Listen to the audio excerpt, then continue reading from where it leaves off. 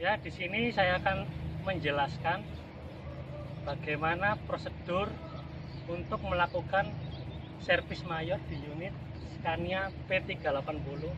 Kebetulan di sini unitnya bukan unit untuk DT yang dilengkapi vessel, tapi unit Scania yang attachmentnya menggunakan kren.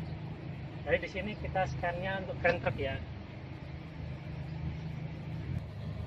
Sebelum kita melakukan servis, biasanya terlebih dahulu kita akan melakukan tilt kabin atau membuka kabin karena engine-nya berada di bawah kabin.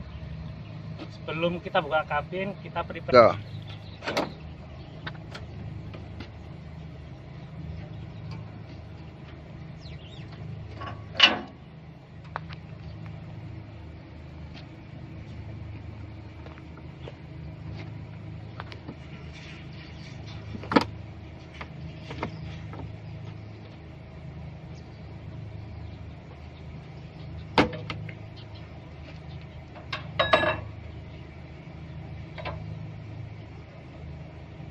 Di sini ada filter.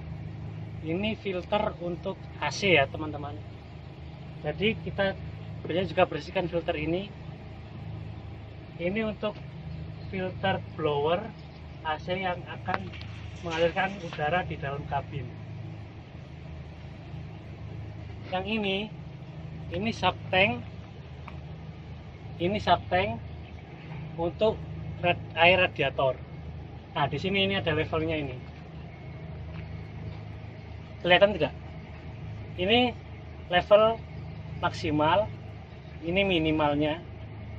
Biasanya yang diharuskan adalah di tengah-tengah sini, level coolernya. Ini tempat untuk mengisi cooler ya di sini. Ini tutupnya. Nah, kita di sini untuk mengisinya.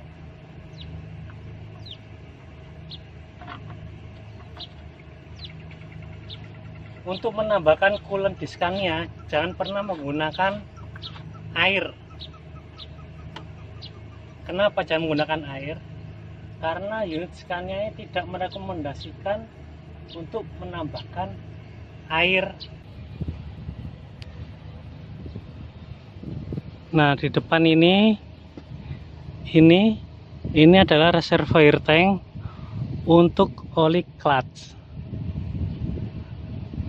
Jadi oli clutch ini biasanya kita bilang oli kopling ya kalau di yang ini biasanya kita bilang oli kopling kalau kita di mobil-mobil seperti itu. Ini oli clutchnya.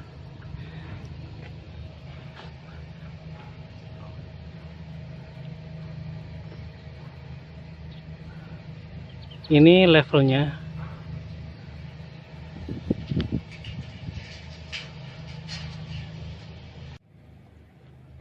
Pada saat kita akan melakukan tilt kabin, jangan lupa posisikan cover seperti ini bagian depan ya. Karena kalau tidak seperti ini, nanti cover yang di atas itu akan tertekan dan mengakibatkan pecah.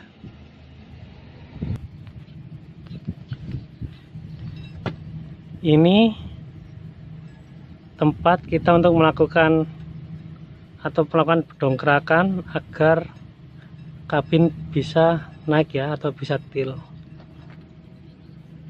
Nah, bagian sini di sini ini valve-nya. Ini valve untuk membuka untuk posisi naik atau akan menurunkan kabin. Ya, ini valve-nya.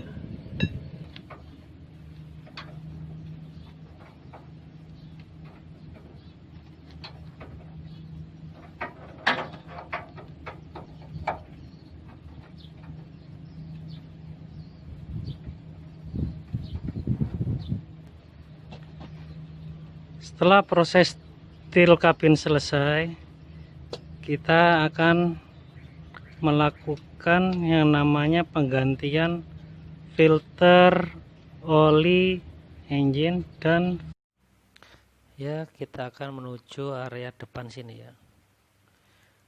Di depan sini ada dipstick level oli engine. Sekarang kita cek. Nah, ini tanda high level oli engine. Ini tanda low level oli engine. Oli engine sendiri diizinkan di antara high dan low di batas ini. Apabila level oli engine di bawah low atau di garis low, sebaiknya kita tambahkan oli engine agar olinya di rank atau di antara high dan low ya, atau di tengah-tengah high dan low. Di sini ada tempat pengisian oli engine-nya. Nah, kita akan buka capnya. Kita buka terlebih dahulu. Setelah terbuka, lalu kita isi oli engine melalui pipa ini. Sekarang kita tutup kembali ya.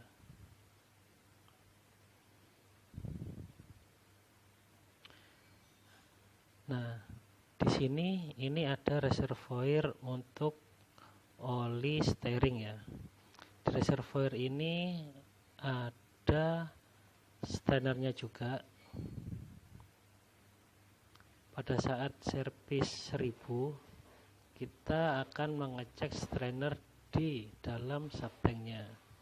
Sekarang kita cek olinya. Nah, di penutupnya sendiri ini ada dipsticknya. Dipsticknya ini ada tanda levelnya juga.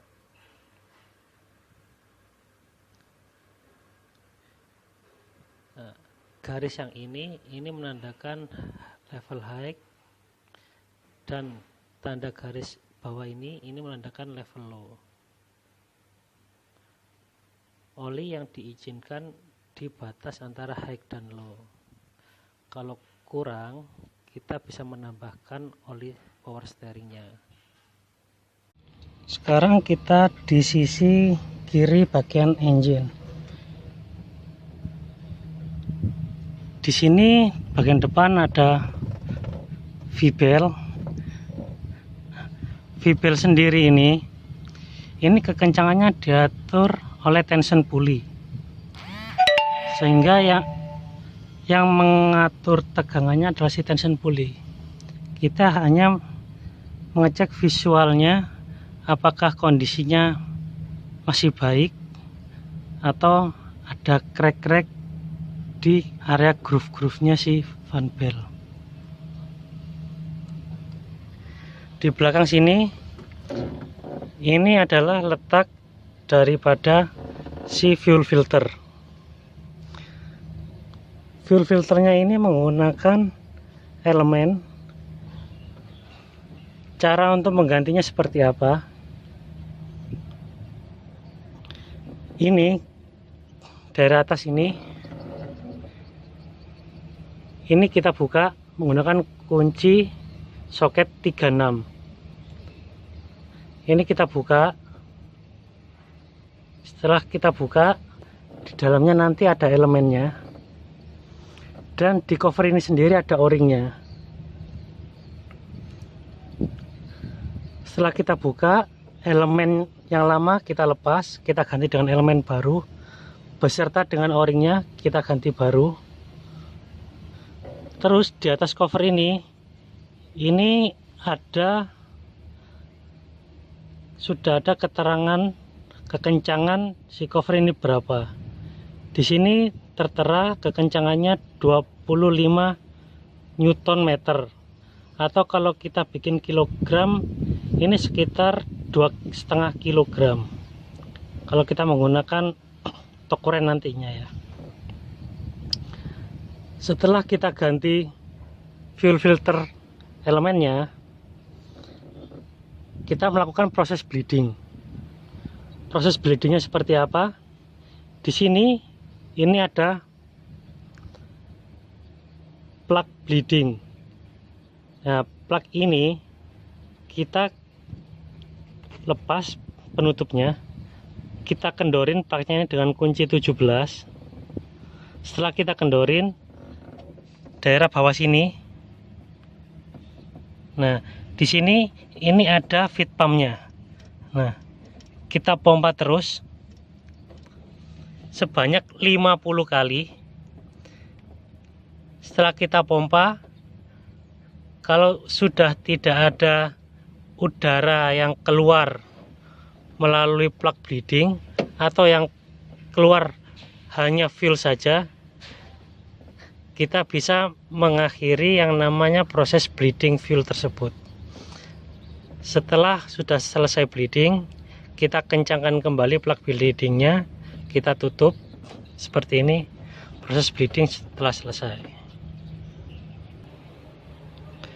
Nah, di sini kita sudah ada di posisi bagian kanan engine. Di sini bagian kanan ada apa aja?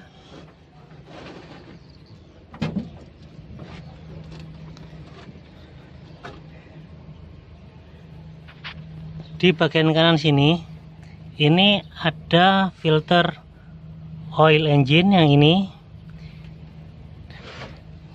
dan ada filter sentrifugal.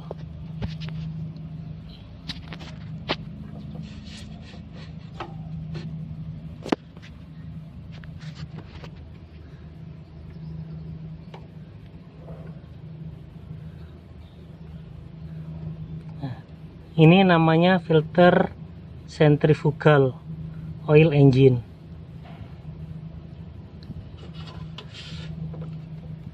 Kritikalnya seperti apa?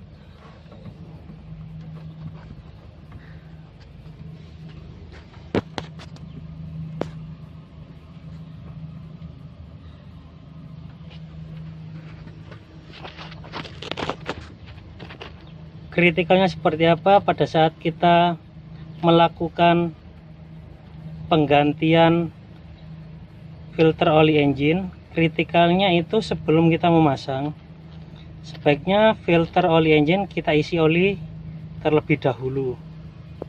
Setelah diisi oli, baru kita pasang kembali filter olinya. Dan jangan lupa untuk memberikan pelumasan pada area o-ringnya atau karetnya yang bagian atas dari cartridge filter oli engine tersebut. Lalu critical point-nya untuk sentrifugal ini seperti apa? Ini critical point-nya pada saat kita melakukan pelepasan filter oil sentrifugal. Kita lepas baut 13 yang di atasnya tersebut.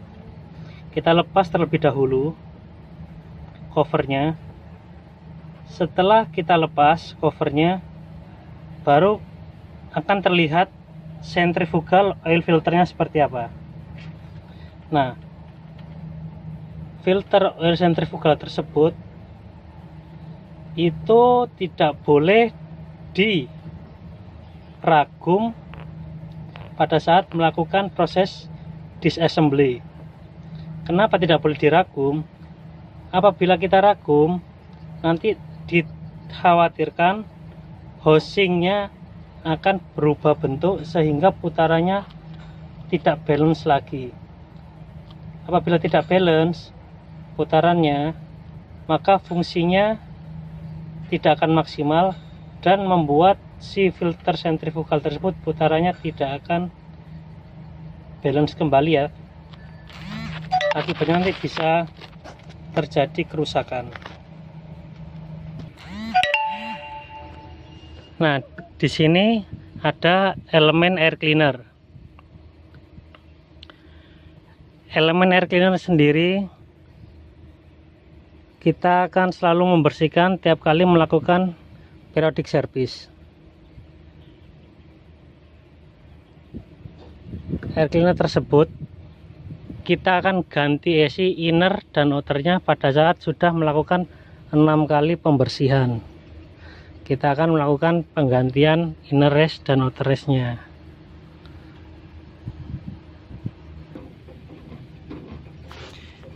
Nah, di sini di samping kiri unit ini ada 4 air tank. Oh, 5 air tank. Sebelah kiri sini ada 5 air tank. Pada saat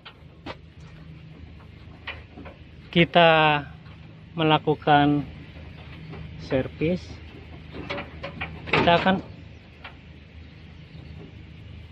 kita akan selalu melakukan pengecekan pada air tank. Pengecekan seperti apa?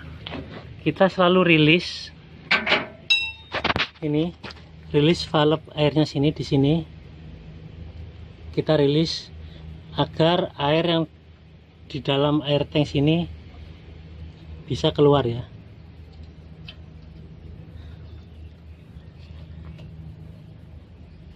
Semuanya kita lakukan ke 5 air tank ini, perlakuannya seperti itu semua. 1, 2, 3, 4, 5. Di sini ada switch baterai. Ini fungsinya untuk safety juga. Pada saat kita melakukan servis, alangkah baiknya switch baterai ini kita posisikan off, agar pada saat kita melakukan servis, apabila ada orang yang tidak berkepentingan masuk ke dalam area kabin, nanti yang dikhawatirkan dia akan menyalakan kunci kontaknya dan merunning engine. Ini switch.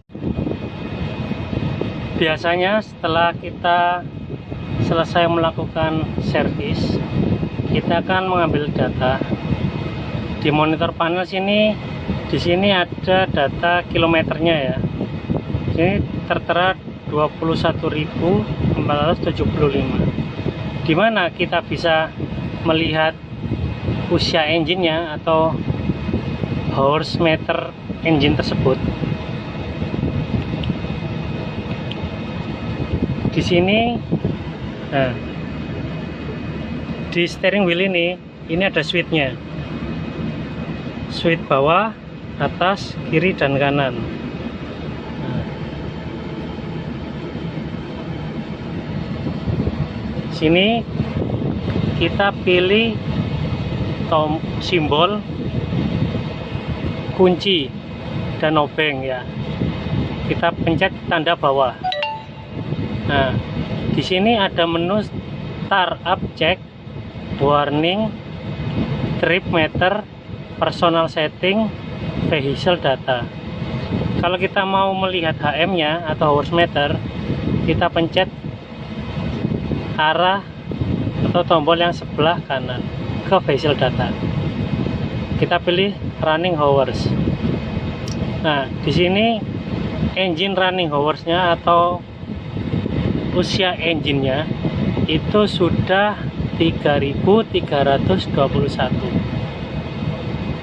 Nah, paham ya sampai di sini untuk kita mengecek usia atau HM engine-nya ya. Nah, di sini juga kita ngelihat warningnya. Nah, warningnya di sini, unit ini pernah terjadi problem apa aja. Nah, ini problemnya brake pressure low. Kenapa? Karena tadi kita rilis ya pressure yang ada di air tanknya tadi. Nah, sudah seperti itu saja.